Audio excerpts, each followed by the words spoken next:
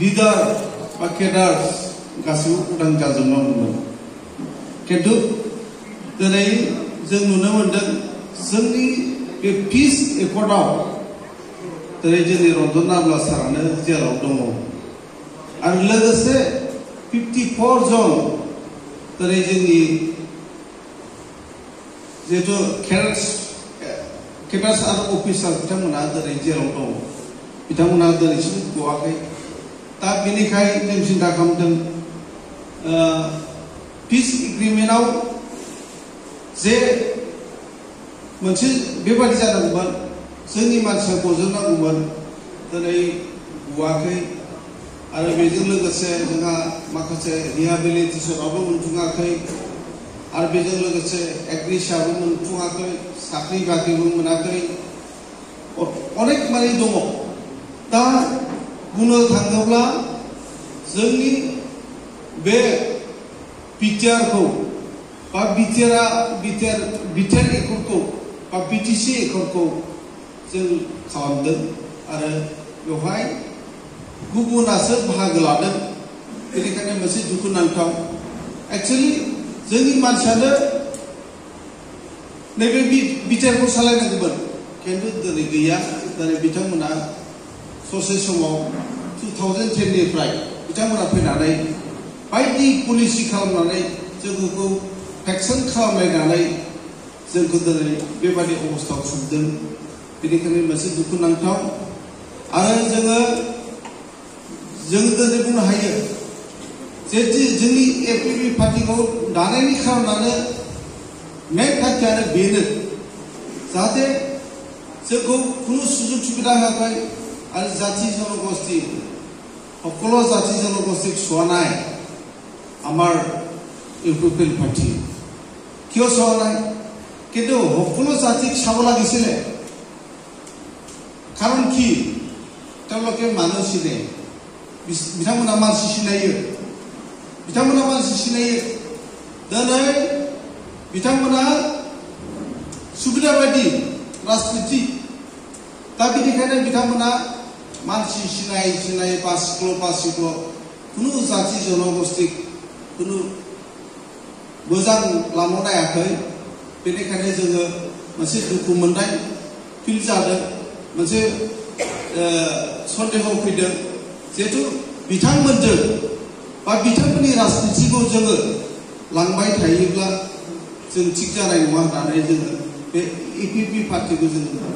जोंनो बा जों गासै जों ज' सिन्था खालामनानै जों दादों बेवहाय सोरबा धीरेन बर'आ एपिपि पार्टिखौ दानायनि सासे बेखौ दागोन होननानै जोङो खुनु दिन मालाबाबो लेंफेराखै आरो बिथांजों रायलायाखै जानो हागौ सासे सानै रायलायदों जानो हागौ खिन्थु जोंनिफ्राय रायलायाखै आरो बिथांमोननि खोथाखौ जों मिथियो बिथांमोना खुनु माबानि मानसि लेभेलाव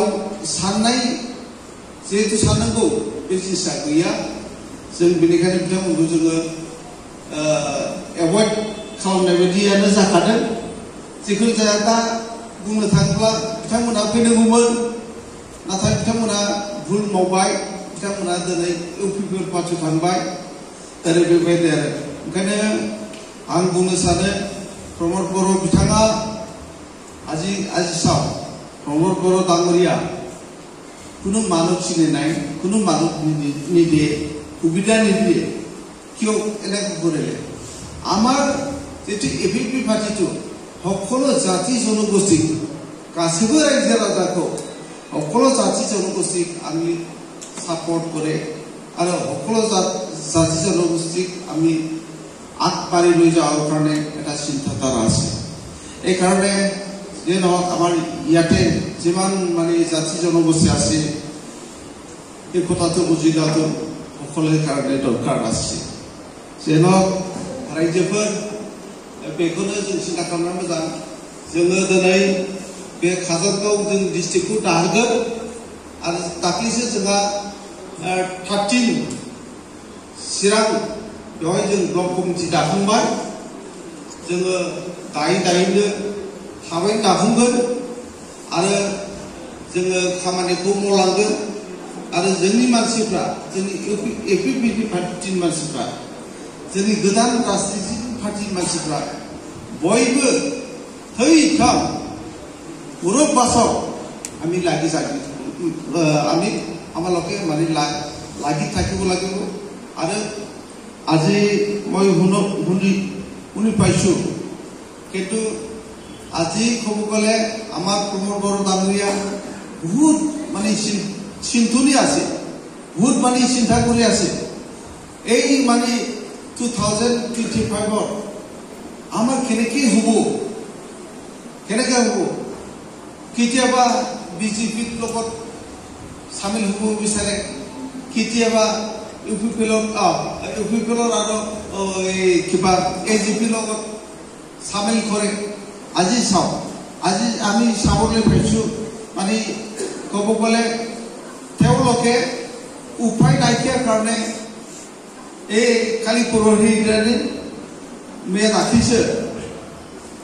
माबाजों बिथांमोना एलायन्स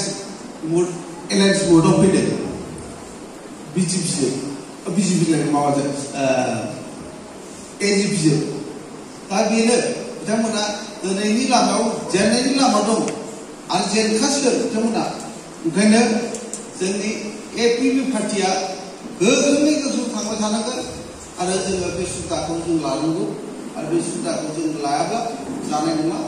आरो बेनिखायनो आं खावलायो रायजोफोर बा जोंनि बिदा फंबाय बिब' बिनानाव जेरावखि थाया मानो जोंहा नोंथांमोना जोंखौ बुहुद माने गोदो जाहोबोदों लोंहोबोदों खस्थ' खालामदों सोरबा गावथार जादों सोरबा बुथार जादों दिनै माखासे दिनै मोननांगौ बेलायाव दिनै प्रमोद बर'आ रायाखै दा बेनिखायनो जोङो बे खोथाखौ जों सिन्था खालामनो हायो प्रमोद बर'ल' नङा जोंनि गबिन्द बसुमतारी गबिन्द बोराय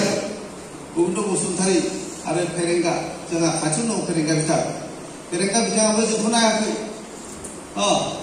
माबा रिजार्भनि मानसिखौ होलाबायनो नागिरगासिनो दं दा इलेक्सननि सिगां रिजार्भनि मानसिखौसो माबा होलाबायनो नागिरदों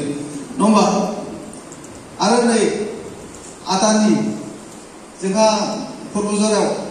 आदानिया 3600 बिघा हाखौ अकुपाइड खालामनायनि लामायाव थांगासिनो दं आरो जिहेतु बे बुस्थुआ लिस्टआव नङा बे बुस्थुआ एकदम डाइरेक्टलि नामजारि माने बेखौ मा होनो बेखौ नामजारि खालामनानै होनाय बायदि बियो बेखौ सोर मा खालामदों प्रमोद बर' बिथाङा खालामदों बिथाङा रावनावबो सोङाखै नों आंनाव सोङाखै बर' इन्टिग्रेसनफोरनाव सोङाखै बर' दैदेनगिरिनाव सोङाखै दिनै नंगौ बै जायगायाव जोंनि जायगानि मानसिफ्रा दिनै हालाय हाबै जाना दं ओंखायनो बे